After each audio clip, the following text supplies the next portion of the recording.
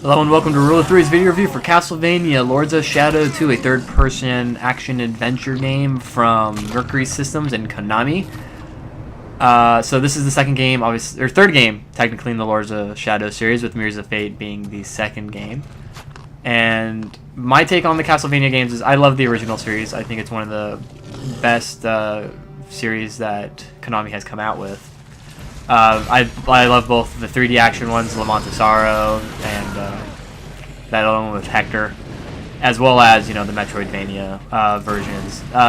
The original like Simon's Quest and the original Castlevania. I like those ones too, but I do enjoy I think the Castle Metroidvania one's the best out of all of them. Lords of Shadow 2, however, I like the way that they changed things up and took the original lore and made it something new and kind of played around with the lore without really overstepping their bounds to some extent and making sure that, this is a separate universe and they're not tied down to the original lore, allowing them a little bit of creativity and a little bit of freedom to make kind of one of the more interesting storylines with Gabriel Belmont.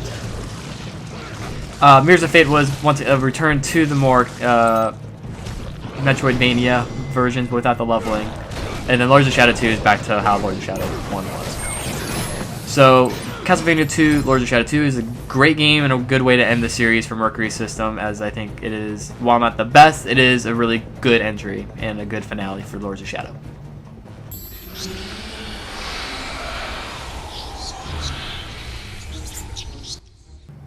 So the story takes place a couple centuries after the first Lords of Shadow. If you played the first Lords of Shadow, it ends, the extra ending shows that Dracula's in the modern day, and that's where a lot of the game takes place, is in this modern day city built upon the ruins of Dracula's castle. And as you play, you find out more about what happened in the past couple hundred years to have basically the world think Dracula's kind of gone, and why Gabriel is all depressed and kind of wanting to separate himself from the world.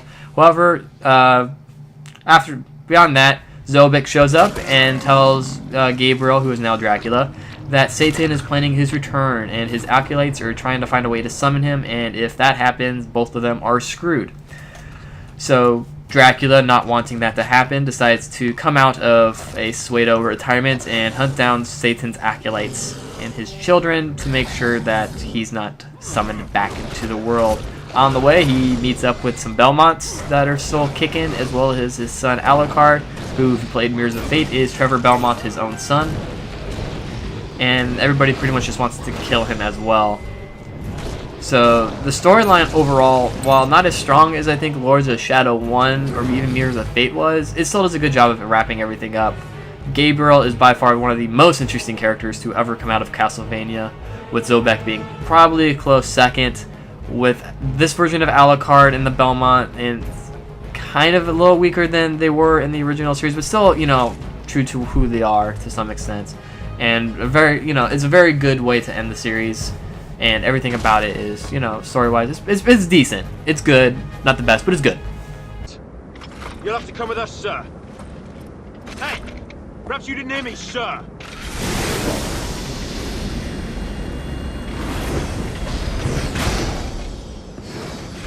Step aside. You're coming with us, like it or not. So gameplay remains relatively unchanged from Lords of Shadow.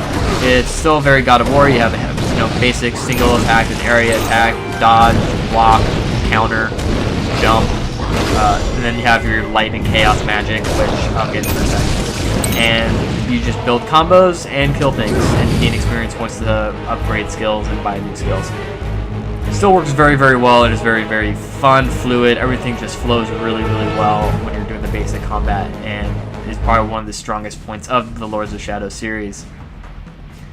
Going into the light and chaos magic, if you played, once again, Lords of Shadow 1, it works the same way. Light magic heals you, whereas dark magic breaks through defenses and does more damage. The difference is, in Lord of Shadow, it's just Gabriel changed a different color to represent that he's using that type of magic, whereas this one, he has two separate weapons. He has the Void Sword and the Chaos Claws. Both have their own specific combos and talent trees, which I'll get into later, as well as being able to change up his basic secondary skill with throwing daggers. It changes the elements to fire and ice, which allows you to solve puzzles and is really kind of a fun way to kind of experiment with, you know, what works on these bad guys best, which one works on these bad guys best, as well as it also ties into boss battles on some of them. And that system works really, really well. I really like the addition of having, instead of his Shadow Whip, having 2 other weapons to use and kind of switch between if you had the magic for it. It worked really well. The focus bar is back, which is if you do enough damage, they start throwing out magic orbs, which you can absorb to use your special weapons. If you get hit, you lose it, but as long as you have that full, you can continuously gaining magic orbs to keep using your special weapons to do more damage and heal yourself.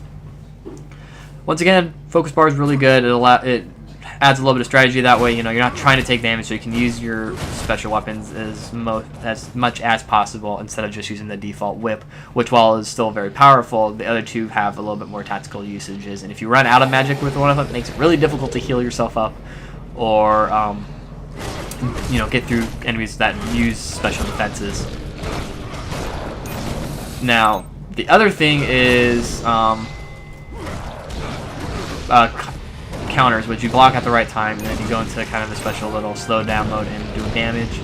That's relatively unchanged from the original. It's really good. And then we get into talent tree. So if you play the original Lords of Shadow, once again, you have a skill tree, or kind of a book with your skills. You can just buy them as you get the XP for. This one, however, you still do that. You still get XP and spend it on the skills, but it has kind of more of a talent tree feel to where, you know, you can see your skills and you can buy that skill, and then it'll unlock maybe possibly a new skill next to it, or, you know, you can then upgrade that skill with more points later and just keep doing that. And it also has, like I said earlier, one for each weapon, so you have to unlock all the combos for each one separately instead of just getting, you know, the square, square, square, square, square for all of them at once. You have to buy that one for all of them, allowing you to kind of customize which weapons you wanted. You know, maybe one you want more of an area specialty at the beginning versus a single. It allows you to kind of customize the way that you end up playing Dracula a little bit.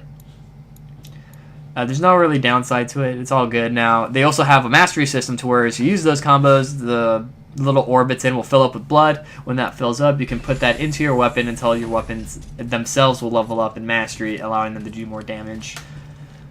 It's a really good system. It works very well. It encourages you to try all your different combos and to make sure, you know, that you use them properly, and it rewards you for using them, which is always a plus.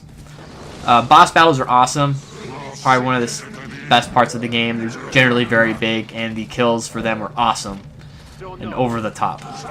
Now, the downsides to this game is stealth. There are mandatory stealth parts. While they're very few and far in between, they're terrible. They're not the greatest. And gameplay wise, if you get caught, you're dead. You can't avoid it, so that kind of sucks.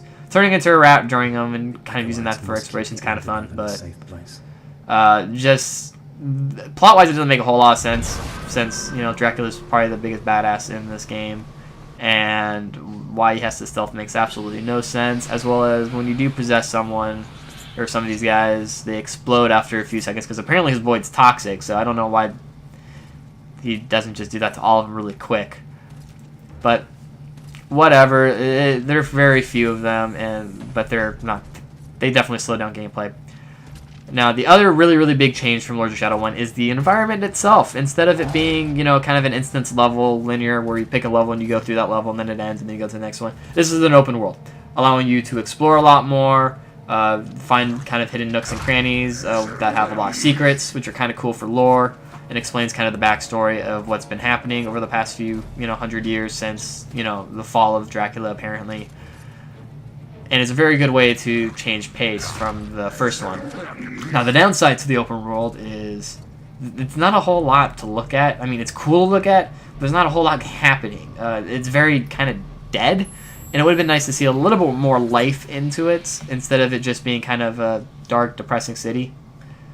It would have been cool to see a little bit more flavor added to the environment a little bit, but it's still, I still do prefer this open world versus the instance linear progression that the first one had, as well as the second on the 3DS. So, other than those gripes, the gameplay is very solid. Everything about it is really good, and Mercury System did a good job of, keeping the core gameplay intact from Lords of Shadow 1 while adding some stuff that may not have been, the best parts of the game, but did change it up enough to where, it felt a little different. Some of the aspects were a little better versus some others.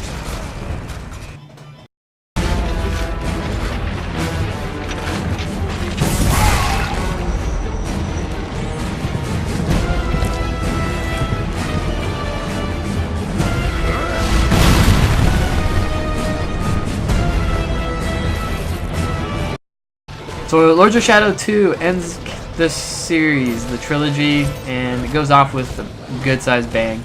The gameplay is fantastic. The storyline, while I think it's not quite as good as the first one, it's still very good to see the end of Gabriel Belmont's tortured life story, and it goes off. It's a good ending for the series. I give this game a buy rating. It came close to a rent, but I think the pros definitely outweigh a lot of the cons, with only having a few gripes throughout the game, and I think it's worth the full price that they want. So that's it. Make sure to keep an eye out for the Thief review, which should be going up hopefully within a day or two, as well as next week is going to be South Park Stick of Truth, which I'm very much looking forward to. And that's it. So remember to subscribe, tell your friends, all that good stuff. Leave comments below. I love reading them. I try to respond when I can, and that's it. So thanks for watching, everybody, and always remember to trust in the rule of three.